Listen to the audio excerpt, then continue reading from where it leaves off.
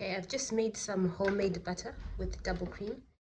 This is the butter in the whisk. It got stuck in the whisk, but it's okay. It's quite easy to remove. Homemade butter with just one ingredient, which is double cream. And next time I might use my K beater. I'm using Kenwood mixer, stand mixer. I might use the K beater so that the butter doesn't get stuck. But even if you do use this whisk, it's very easy to get out. I'm just pushing it through the gaps like that. So all you need to make butter is double cream. You buy it in shops usually in the fridge section. It should be in the fridge section, yes. It's the cream that's removed from milk, from full fat milk. Then you whisk it until it turns to butter. That's how easy it is.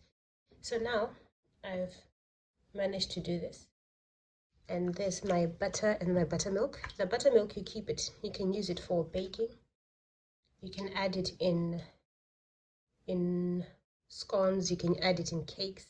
So now I'm going to rinse it out. You use cold water. Pour the buttermilk away somewhere in a jug or something else, and then rinse the butter out in cold water. So now I'm going to put the butter. I'll remove the whisk. And I've got my bowl. I'm going to put my butter in it. Just going to push this to the side. Get my butter. Squeeze out as much buttermilk out of it as possible. And then put it in the bowl. Okay, so I've poured some cold water into my bowl. You can wash it over the sink if you want, but I'm washing it in the bowl. So this is just me rinsing out the excess buttermilk. Just knead it in there.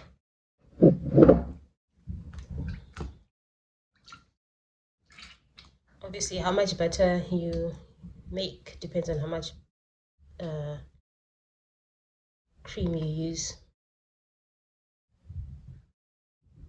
Okay, like that.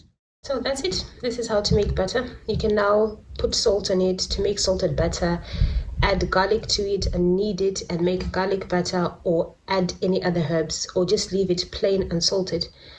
I'm going to leave this plain unsalted because I'm going to use it for baking, and I use unsalted butter in my bakes.